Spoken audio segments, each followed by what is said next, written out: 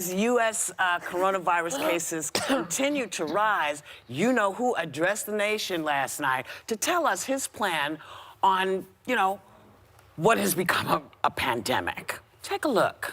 To keep new cases from entering our shores, we will be suspending all travel from Europe to the United States for the next 30 days. This is not a financial crisis.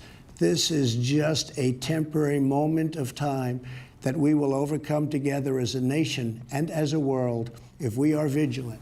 And we can reduce the chance of infection, which we will significantly impede the transmission of the virus.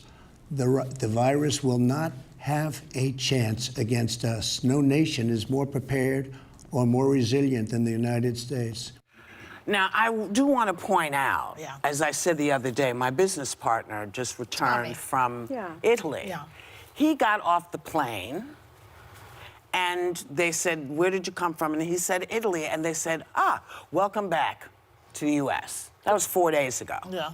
No, here's a pamphlet for if you happen to get symptoms. There was nothing. There was nothing. So when this man says we're handling it all great, I beg to differ, because that was not a great thing.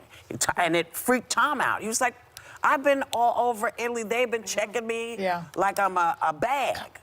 But I come home and they did nothing." But he does not inspire confidence. I could hear him breathing. Could you? Yes. Is there a microphone in his nostrils, do you think? Because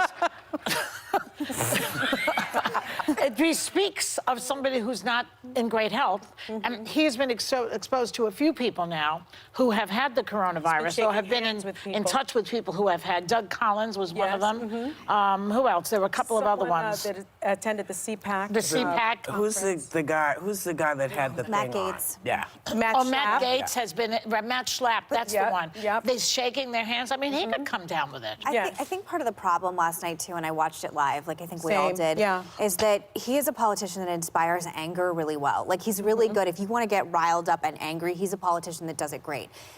I feel your pain, I feel your fear. He's not good at incapable of it. He could have been reading the phone book last night, and he should have said, "I understand Americans are very scared." Have a Ronald Reagan-esque moment. And or instead, Clinton, who felt or your Bill pain. Clinton, anyway. But his inability to emote with the American people about how scary this is, and people at this point, I can safely say, there's a lot of healthy fear. And there's a Quinnipiac poll that just came out that said 56 to 40% of American voters see Biden as a better president in crisis and leader in crisis. And among independents, it's 59% to 33%. And I think this crisis has really shown that it doesn't matter at the end of the day how great the economy is, which, by the way, 82% of his financial gains since he's been president have officially evaporated in this crisis. Well, since this speech, it has tanked again.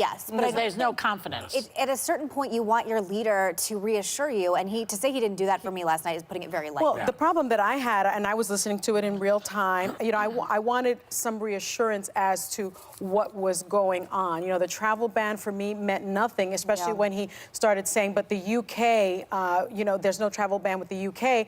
And I used to, I studied abroad in the UK, and I thought, well, then everybody's just going to go to Heathrow Airport, which is huge, and then fly from Heathrow here. So that made no sense. And then right after the address... Well, they can't all go to Heathrow. But many people will. And so I found the travel ban very ineffective. And it sort of connoted that, sort of xenophobia that we've heard from the White House before.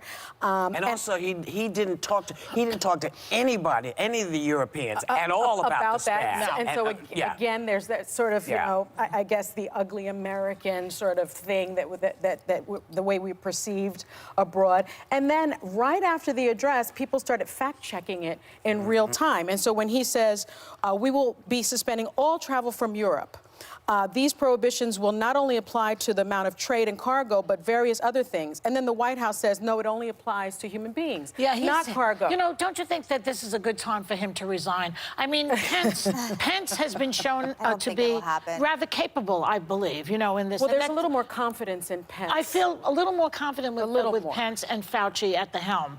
I do not feel any confidence with this guy. He has been incompetent from the giddy-up, and now we're in a major crisis, and he doesn't does not know how to handle it. Can you make sure you read this one? Because this one... Hey, I met with the leaders, quote, Yes. Trump says, I met with the leaders of health insurance industry who have agreed to waive all co-payments for coronavirus treatments. The fact is major insurers have agreed to waive co-pays for testing.